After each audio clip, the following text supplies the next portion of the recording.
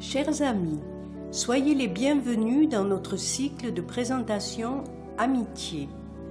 Par ces programmes, nous souhaitons vous aider à faire un lien entre vos préoccupations du quotidien et la vie chrétienne.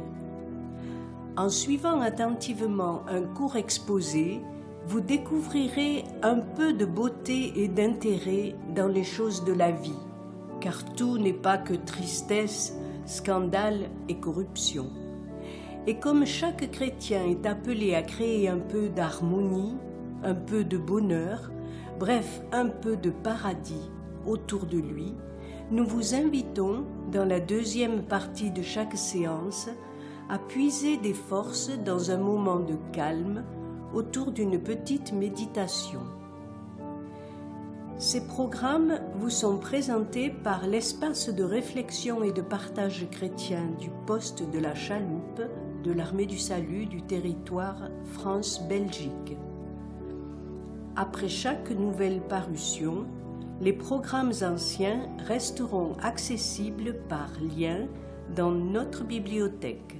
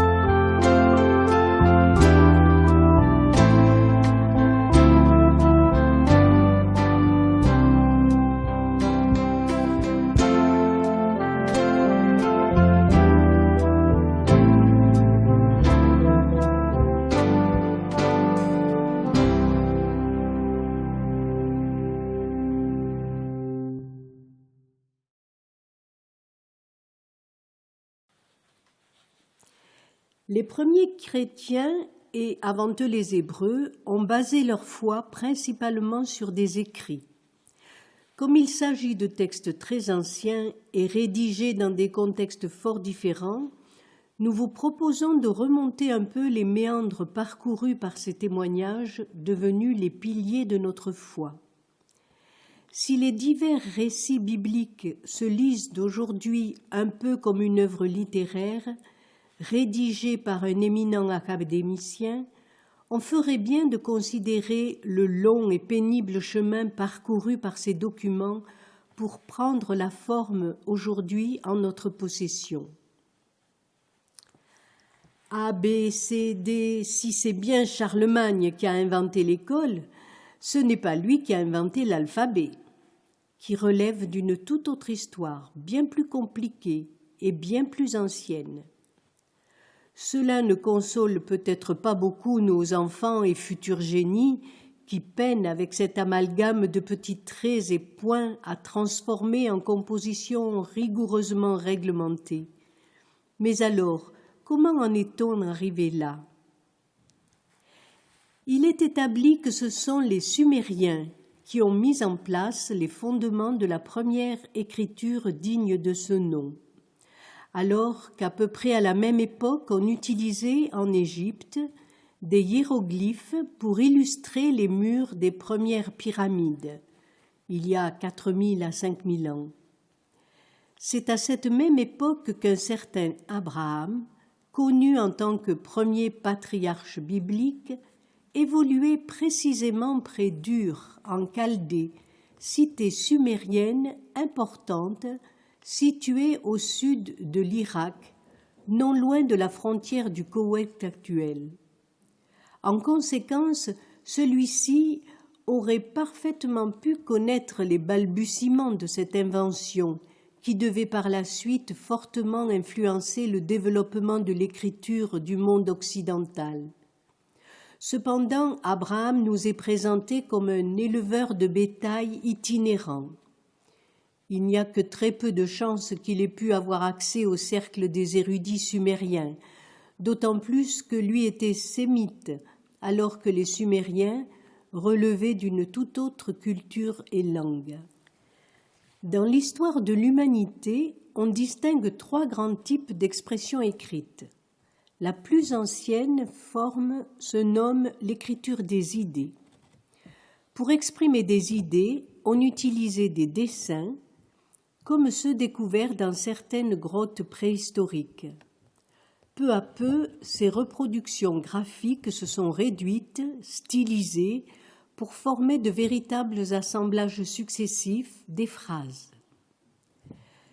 La deuxième méthode consistait à décomposer les idées d'une langue parlée en petits morceaux et à mettre en place pour chaque mot, mini-idée, une icône stylisée. C'était l'écriture des mots.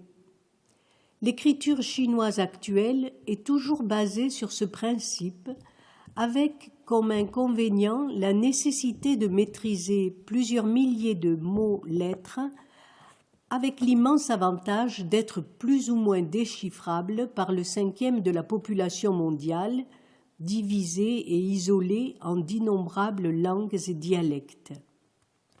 Puis vinrent les Sumériens, qui ont innové en mettant en place l'écriture phonétique, qui attribuait à chaque son de la langue parlée un sigle particulier. On peut imaginer que c'est la forme de nos lèvres, nécessaire pour former certains sons, qui a inspiré la forme graphique actuelle de certaines lettres, par exemple le O. L'intérêt de cette invention résidait dans le très petit nombre de sigles nécessaires, permettant pourtant de fixer avec précision des messages complexes.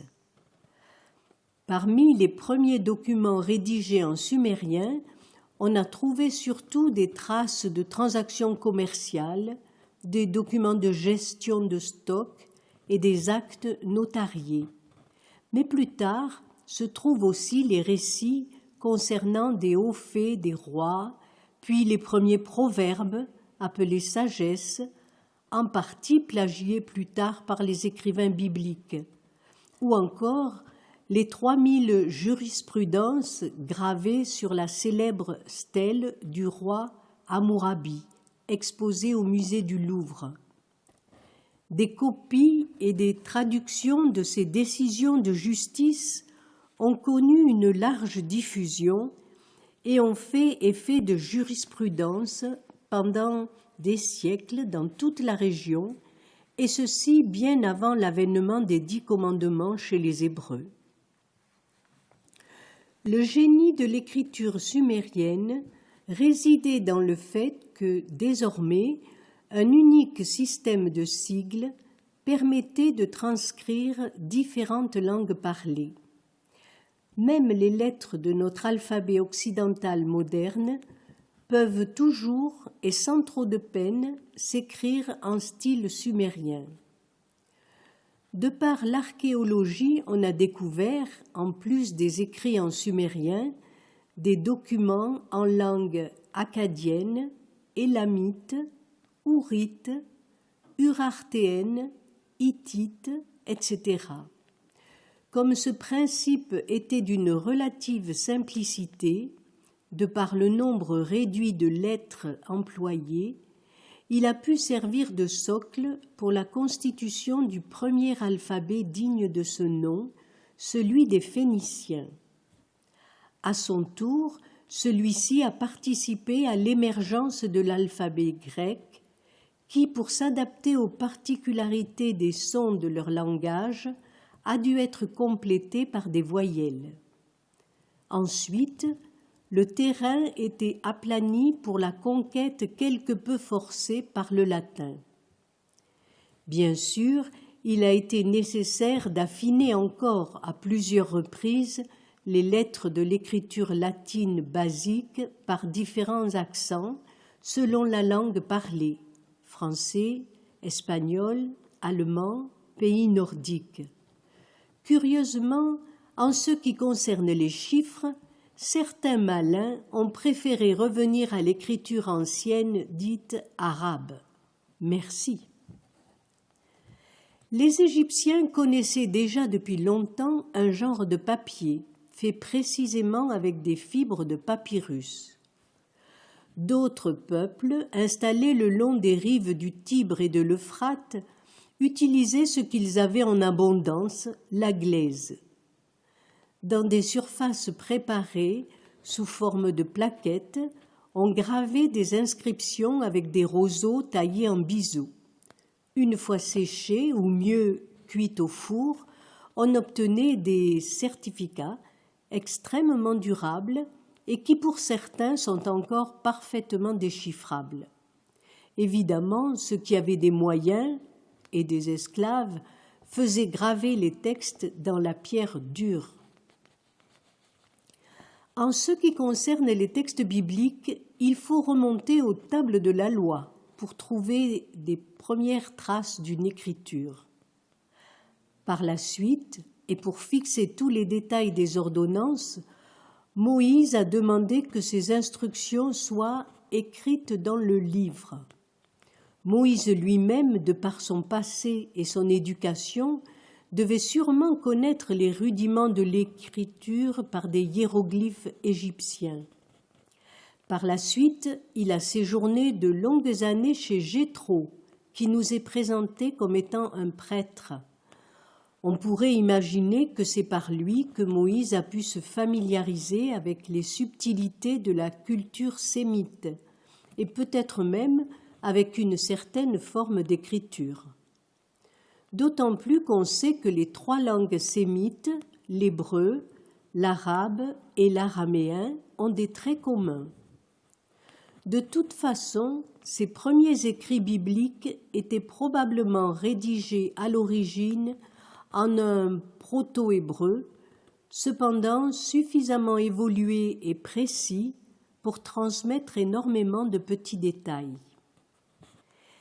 L'histoire de notre écriture, tout comme les écrits de la Bible, ne sont pas précisément des longs fleuves tranquilles, mais des aboutissements de nombreuses étapes qui ont conduit peu à peu à des compromis plus ou moins partagés. Il est cependant aisément démontrable qu'un nombre important d'auteurs, issus d'époques et de circonstances très diverses, sont à l'origine des récits bibliques et que leur description des choses de Dieu, en dépit de leur diversité, converge vers le même et unique message, prendre en considération les cheminements et développements historiques nous permet d'aborder l'approche de la Bible avec encore plus d'assurance et avec plus de confiance dans son authenticité.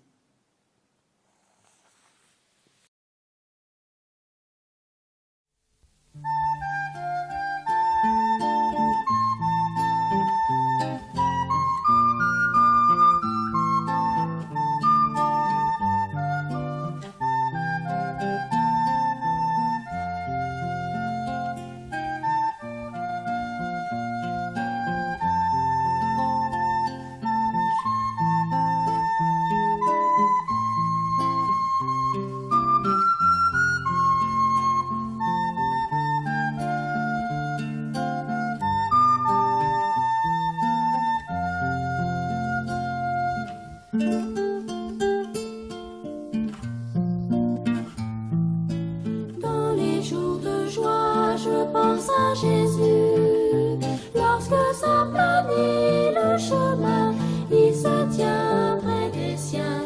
Toujours je pense à Jésus.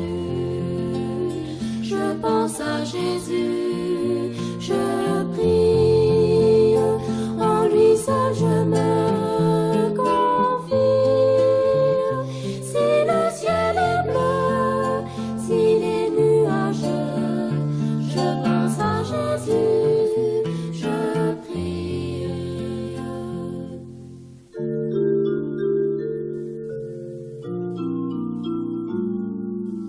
Dans les heures sombres, je pense à lui.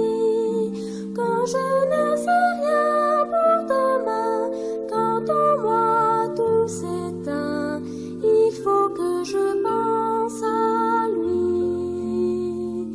Je pense à Jésus, je prie. En lui seul je me confie. Si le ciel est bleu, s'il est nuageux, je pense à Jésus, je prie.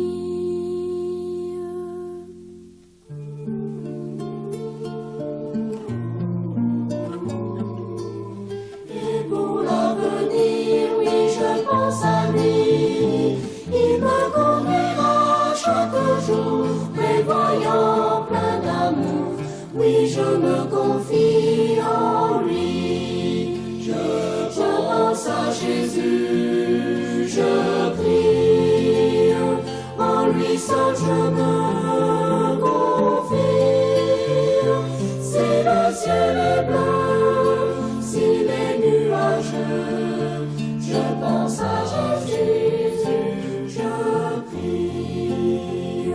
Je prie. Je prie.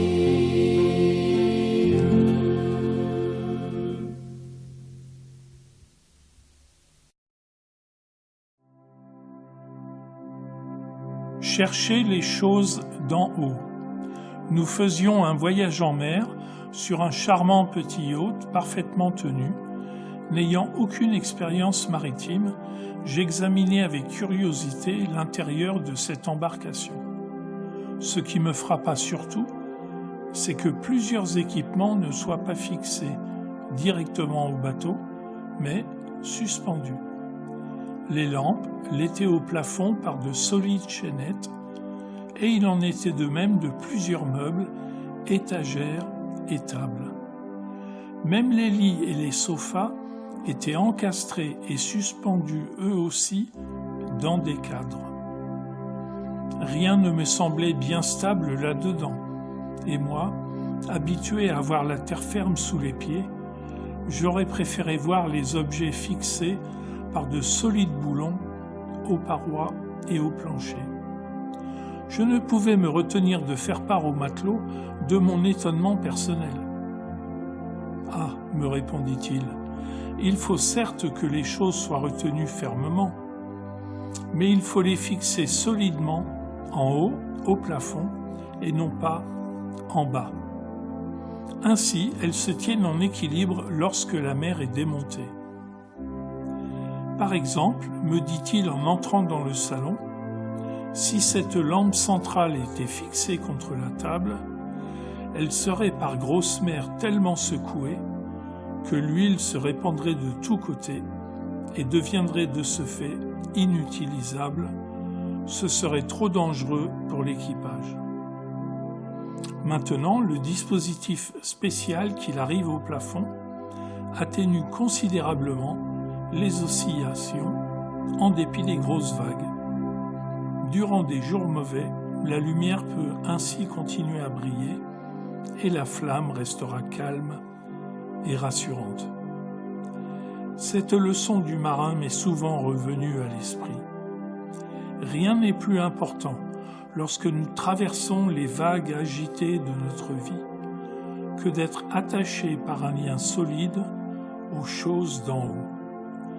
lorsque nos situations tanguent péniblement, lorsque même le plancher semble se dérober sous nos pieds, nous avons besoin de ces solides points d'ancrage pour nous orienter et ainsi atteindre le bon port. Êtes-vous bien accrochés en haut ?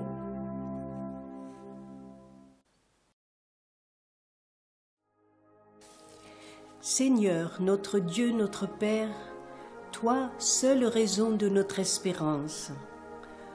Ton décret de miséricorde qui nous accorde la paix force notre gratitude et nous porte à admettre tes bontés envers nous.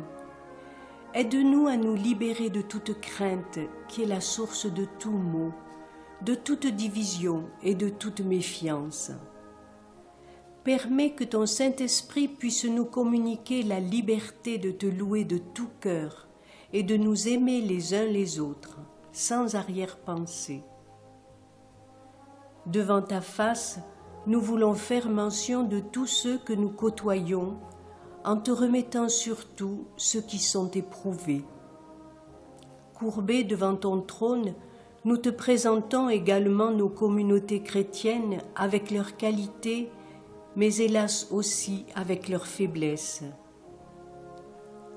Certain que ton Saint-Esprit est plus fort que toutes les puissances de ce monde et que rien ne pourra résister au destin que tu as fixé pour chacun des vivants, nous nous confions dans les desseins bienveillants que ta main nous a préparés d'avance.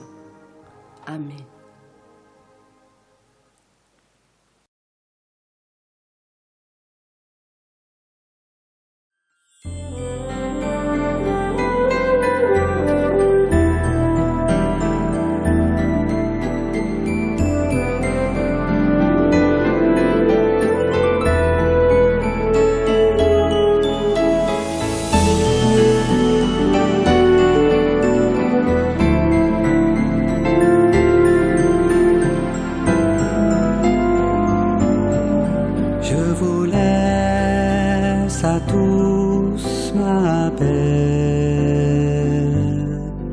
Je vous donne à chacun ma paix.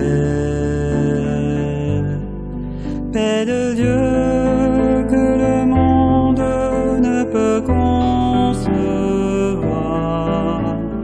ni saisir, ni comprendre. C'est la paix, ma paix que je vous donne. Je vous laisse à tous ma joie.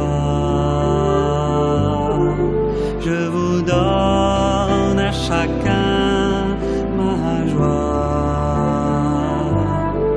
Joie de Dieu que le monde ne peut concevoir,